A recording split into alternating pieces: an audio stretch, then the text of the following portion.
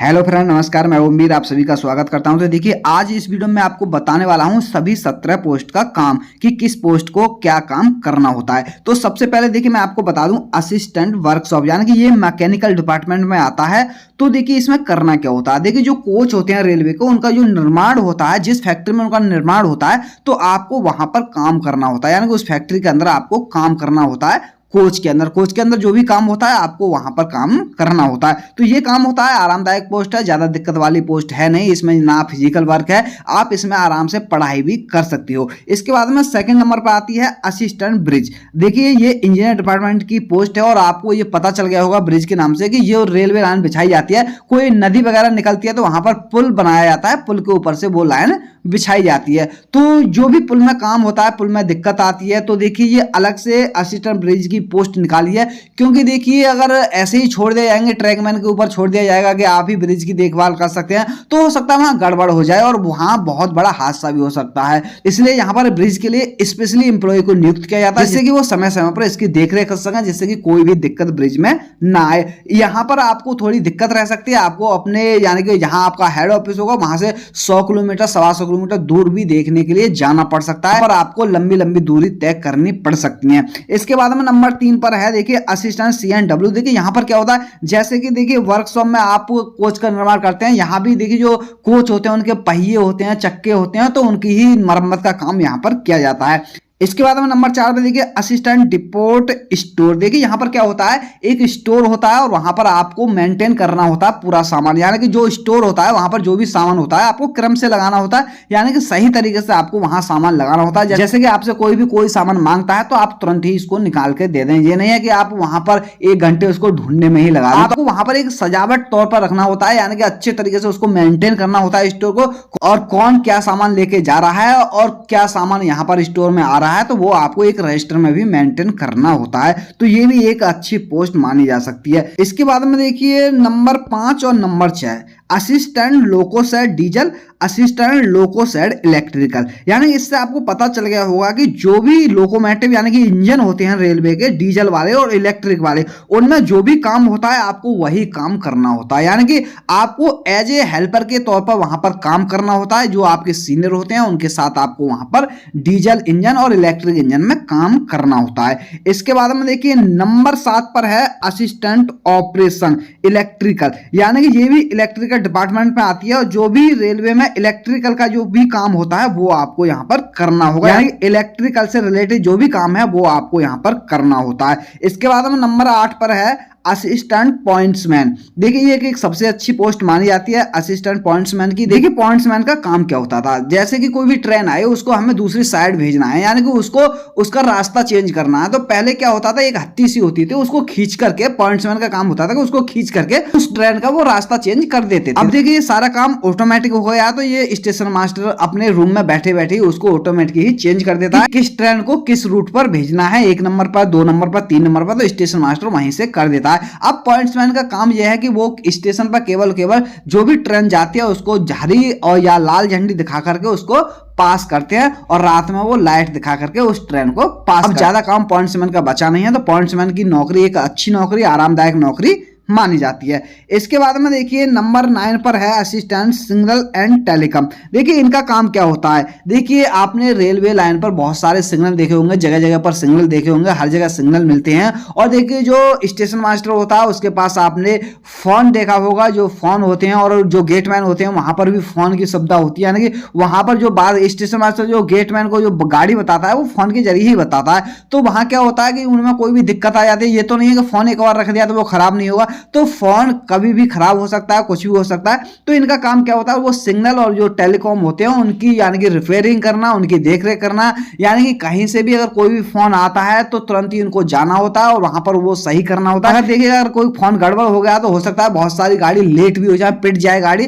तो वहां पर दिक्कत आ सकती है। तो इसलिए बस एक ही दिक्कत है कि इनको 24 घंटे का वर्क होता है, यानी कि 24 घंटे इनको कभी भी फोन करके बुलाया जा सकता है, रात में दिन में कभी भी इनको तभी फोन आएगा, इनको तुरंत ही जाना होगा, इनको कोई भी बहाना नहीं चलेगा, क्योंकि इनकी वजह से अगर ये नहीं पहुंचे तो बहुत बड़ा लॉस हो सकता है रेलवे को। क्यों, अगर एक गाड़ी लेट होती है तो उसके चक्कर में पीछे की सारी गाड़ियां लेट हो जाएंगी, इसलिए इनको जाना ही होता है। अगर नहीं जाते हैं तो इनको तुरंत ही चार्जशीट दे दी जाएगी। तो ये काम होता है, लेकिन काम में इनके लिए कोई दिक्कत नहीं है, फिजिकल वगैरह नहीं है। इनको भी अपने स्टेशन से लगभग 40-50 किलोमीटर दूर तक का राउंड मारना होता है, सभी को चेक करना होता है कि सभी फोन सही चल रहे हैं, सभी सिग्नल सही काम कर रहे हैं या नहीं कर रहे हैं। अब देखिए नंबर 10 पे असिस्टेंट ट्रैक मशीन। देखिए जो ट्रैकमैन काम करते हैं वही इसका काम होता है। इसका काम क्या होता है कि जो ट्रैकमैन भाई हैं वो जो काम करेंगे एक दिन में बहुत कम काम कर पाएंगे। अगर 20 आदमी भी लगा दिए जाएंगे तो बहुत कम काम कर पाएंगे, लेकिन जो 20 आदमियों का काम है ये मशीन मात्र 10 से 15 मिनट में ही कर सकती है। होता क्या है कि इन ट्रैक मशीन को एक बार पूरी लाइन पर यानी कि पूरी लाइन का काम करा दिया जाता है। जैसे रोड़ी चढ़नी है तो एक बार इस मशीन से पूरी लाइन की रोड़ी चढ़वा दी जाएगी, जिससे क्या होगा कि जो ट्रैकमैन का काम है वो बहुत ही आसान हो जाएगा। फिर उनको कहीं कहीं रोड़ी जैसे डाउन हो जाती है, कहीं कम रह जाती है, तो वहां पर उनको फिर वही काम करना होता है, यानी कि उनको फिर बहुत कम काम रह जाता है। तो ट्रैक मशीन से क्या होता है कि जो ज्यादा काम होता है, बड़ा काम होता है, तो एक बार इस मशीन को चलवा दिया जाता है तो बड़ा बड़ा काम इससे आसानी से हो जाता है। जैसे छनाई का काम है तो रोड़ी छनाई का काम है, अगर ट्रैकमैन भाई छानेंगे तो उनको बहुत ज्यादा समय लगेगा। जिनको जो एक साल में करेंगे ये मशीन मात्र 5-7 दिन में ही उतना काम कर सकती है। तो इसीलिए इन ट्रैक मशीन से काम कराया जाता है कि जो सारा काम है बहुत जल्दी हो जाए। तो इन ट्रैक मशीन का काम यही है कि बहुत ज्यादा काम ये बहुत ही कम समय में खत्म कर सकती हैं। तो इन मशीन के साथ आपको रहना होता है, इसमें आपको ज्यादा काम नहीं करना होता है। देखिए नंबर 11 और number 12 assistant TL and AC, यानी कि ट्रेन लाइटिंग और एयर कंडीशन। यानी जो ट्रेन होती है उनमें जो ट्रेन लाइटिंग का जो काम होता है और एयर कंडीशन का जो भी काम होता है, कहाँ क्या चीज इंस्टॉल करनी है, क्या करना है, कहाँ कोई चीज कमी तो नहीं है, कैसे व्यवस्था करनी है, एसी कोच में कैसे व्यवस्था करनी है, तो यही काम होता है इनका। तो इनकी भी नौकरी बहुत ही अच्छी है, इनको भी ज्यादा दिक्कत वाली नहीं है, ना ही फिजिकल वर्क है। इनका भी जो काम होता है आरामदायक काम ही होता है। अब देखिए नंबर 13 पर है असिस्टेंट टीआरडी। देखिए असिस्टेंट टीआरडी का काम क्या होता है। देखिए अब ज्यादातर जो ट्रेन है इलेक्ट्रिक से चल रही है, तो जो रेलवे की लाइन होती है 25,000 वोल्ट वाली जो लाइन है, रेलवे लाइन जो बिछी हुई है ऊपर